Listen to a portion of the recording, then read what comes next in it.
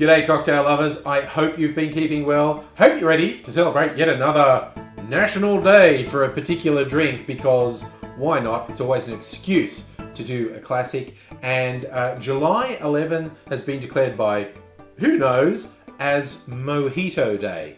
And yes, that's because it's the Northern Hemisphere summer. It's a very summer drink. So I'm here in the Southern Hemisphere and it's the coldest part of the year. But you know what?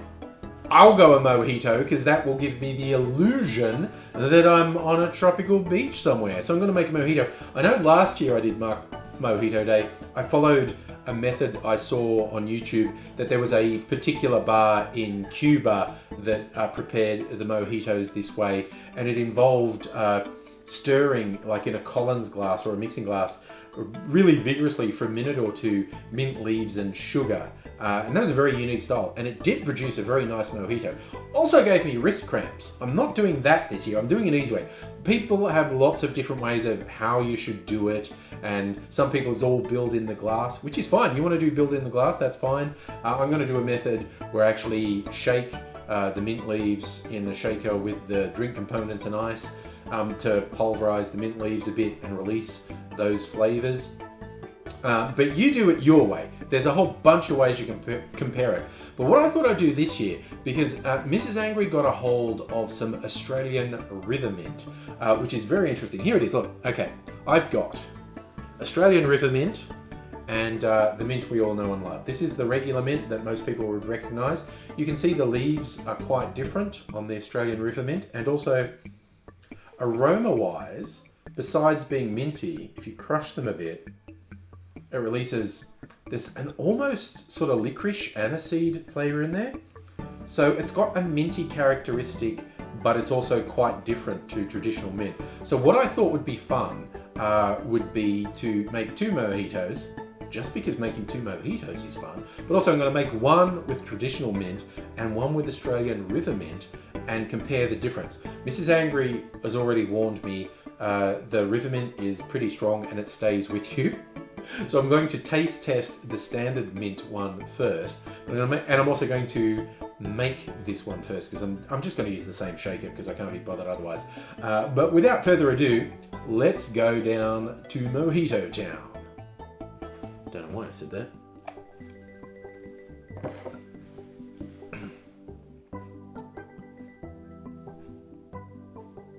First thing, I'm just going to put some mint leaves in my mixing glass.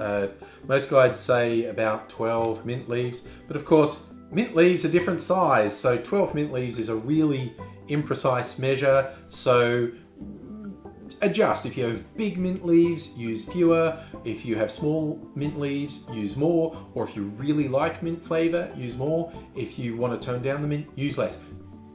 Adapt to circumstances is what I'm saying, but as a baseline, about 12 mint leaves. Now we want to add some white rum. Standard would be about 2 ounces of white or a light gold rum, not an aged rum. People normally say it should just be aged 1 to 3 years. It shouldn't be overpowering. It shouldn't be one of the really funky rums. I'm actually going to have a little bit of fun. I'm going to do 1.5 ounces of white rum. This is from the Beanley Distillery in Queensland. So 1.5 ounces, 45 mils of white rum. And just for fun, I'm going to add 1/2 ounce of this overproof rum agricole. The difference, rum's the base is molasses. Rum agricole, the basis is the actual sugarcane juice, so it hasn't been reduced down to molasses. So rum agricole tends to have a bit of a grassier flavour than rum. And also, this is higher proof, 55% alcohol, about 110 proof. So I'm going with 1/2 ounce, 15 mils of rum agricole. We also want to add 1/2 ounce or 15 mils of lime juice, fresh if you've got it. These limes are pretty juicy. Last time, half a lime gave me 15 mils. I'll see what happens here. But yeah, 1/2 ounce or 15 mils of lime juice going in. The final touch is some sugar syrup, and it's very easy to make at home. This is a homemade one, just 50% sugar, 50% water. You can experiment with all sorts of different types of sugar and whatnot, and see which flavors you like. It's one of the fun things about making your own rather than buying it from a shop. But whether it's store-bought or one you made, we're just going to do 1/2 ounce, 15 mils of sugar syrup. That's everything that's going in the shaker. And again, like I said, some people will build it straight in a glass. Some people might be frowning at me now. I'm doing it in the shaker to pulverize the mint a little and get those flavors out. So ice in, put it together, bang it in hard, and give it a solid shake for 10-15 seconds. A lot of the time, people will fill their glass with crushed ice and top it.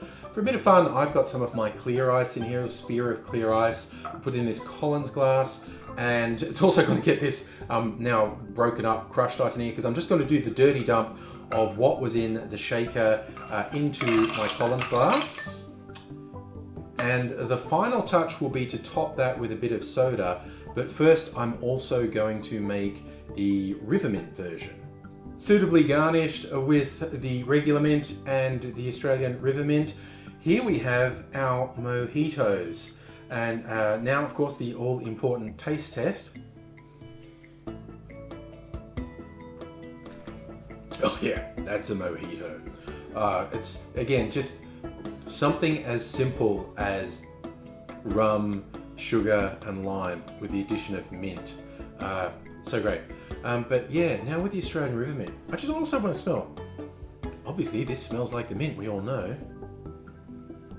And this one, yeah, it has its own characteristic, but does it change the taste of the drink? Straws. I don't normally drink with straws, I'm very bad with straws.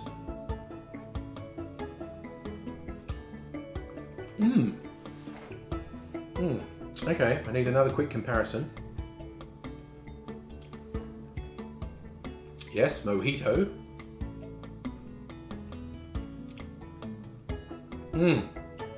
This is more herbal. The way you do herbaceous. This one, there's definitely more complexity here. If someone was expecting a standard mojito and they got this, they might not like it, because it's not just the simple clear mint taste that you'd be used to with mojitos.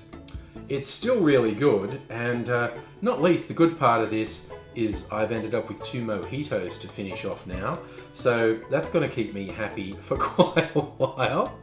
Again, such a simple drink. White rum, lime juice, sugar syrup, shake with mint, top with soda, and you're done.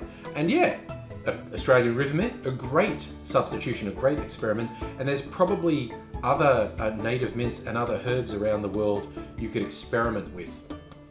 So I'm a big believer, starting with a standard cocktail template, never be afraid to improvise. If there's a herbal element, what happens if you put a different herbal element in? You know, change the types of rums, change the types of modifiers. There's a lot of different types of limes in the world as well. So there's a lot of room for exploration. So never be afraid to try something new. I've tried something new with an Australian river mint mojito. I like it. It's given a different sort of character to the mojito. Not radically different, but noticeably different. And exploring new things, I'm all for it. And if you are, I hope you come back for some more. So if you're not already subscribed to the channel, it'd be great if you subscribed, hit the little notification bell so you know when I upload.